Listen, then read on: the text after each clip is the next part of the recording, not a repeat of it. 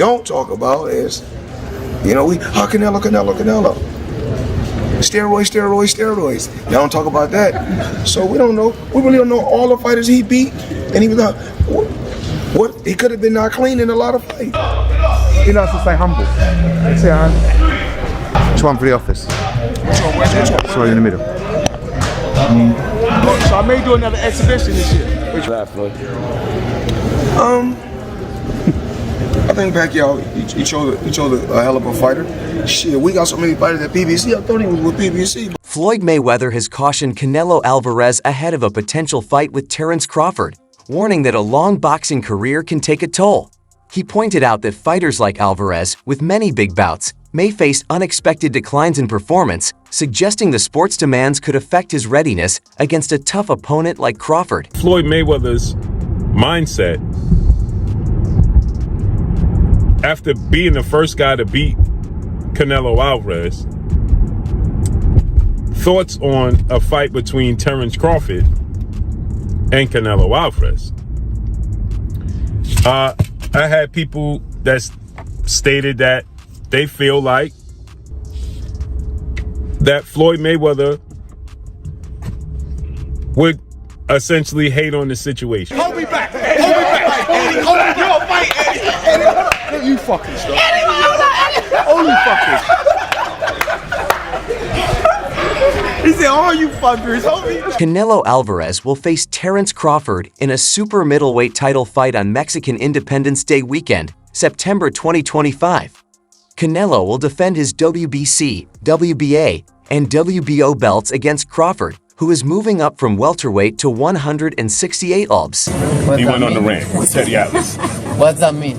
He said you're the most overrated Mexican champion in history. He said that Salvador Sanchez and boxeador mexicano. Más popular, pero sin causa. Sí. Fucking crazy, that guy. and you think he knows boxing? Fuck. Secret that's a fight that's been discussed by a lot of us and by a lot of people in the sport for quite a while. Certainly, it's a fight that Turki Al-Sheikh from Saudi Arabia has shown a lot of interest in. And of course, if it's going to get made, someone's going to have to put up a lot of guaranteed money. And he's probably the person that's going to do it. He's obviously been working closely with Terence Crawford. He was involved with Terence Crawford's last fight that took place in August when he fought Israel Madrimov. Floyd Mayweather praised Canelo Alvarez's achievements, including his rise to light heavyweight champion, though he ranks Terence Crawford as the top pound-for-pound boxer. Facing hung tough, but Bud Crawford shows once again why he's the #1 pound for pound on many people's lists, including my own.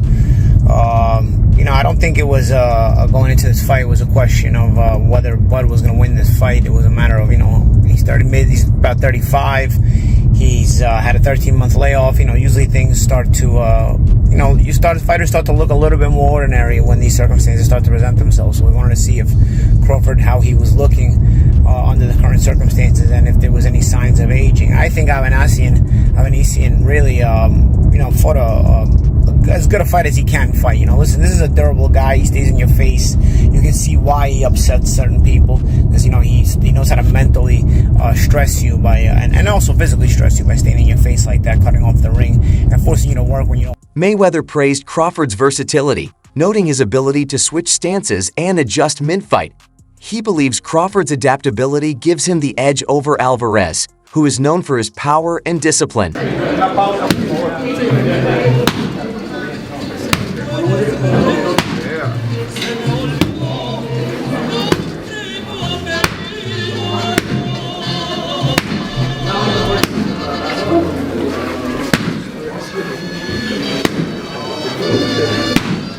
Official, but it may be a done deal. Terence Crawford, Canelo Alvarez.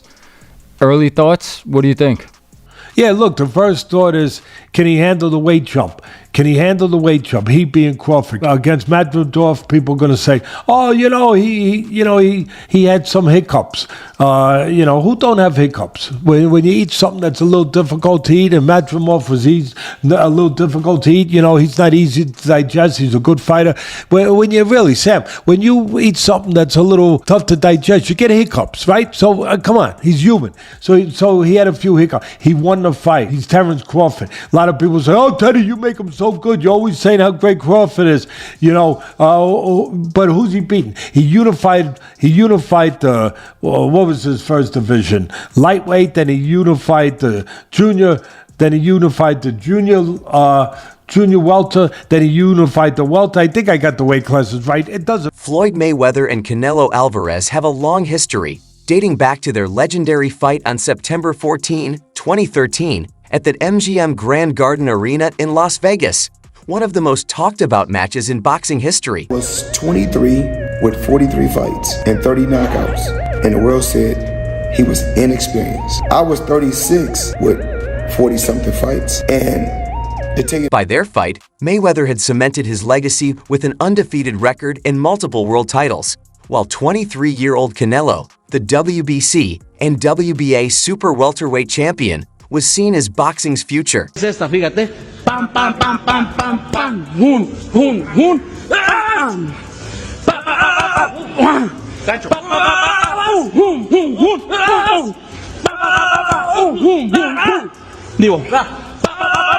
Hun, hun, hun. Eso. Hun, hun, hun. Eso. Eso.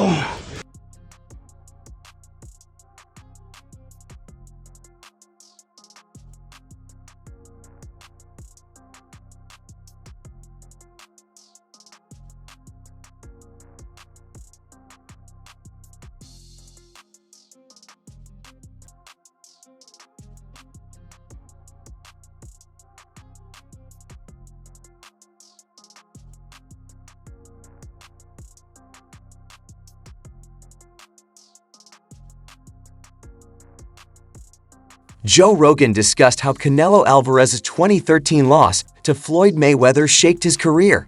He saw the defeat as a key learning moment, leading to significant improvements in Canelo's defense, particularly his head movement. Rogan called it a life lesson, noting the noticeable progress in Canelo's technique afterward. In front of Canelo, and Canelo's just whiffing. It was a life lesson. And then you look at how good Canelo's head movement got after that fight when he realized it. I mean, my God, when he fought Danny Jacobs and Canelo's just standing right in front of him, bobbing and weaving. That's all what he learned from fighting Floyd. Listen, Canelo needs to understand he's a different fighter now. The deterioration is there. He's not the same guy. He's not that destroyer who's looking for knockouts early and keeps a pace and a pressure on you. He throws 30 punches around.